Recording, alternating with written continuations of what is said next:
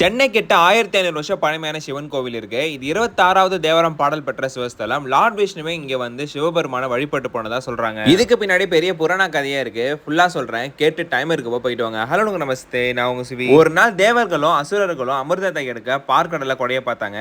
அதுக்கு மந்திரமலையை கண்டமாகவும் வாசுகி நாகத்தை கயிறாகவும் யூஸ் பண்றாங்க.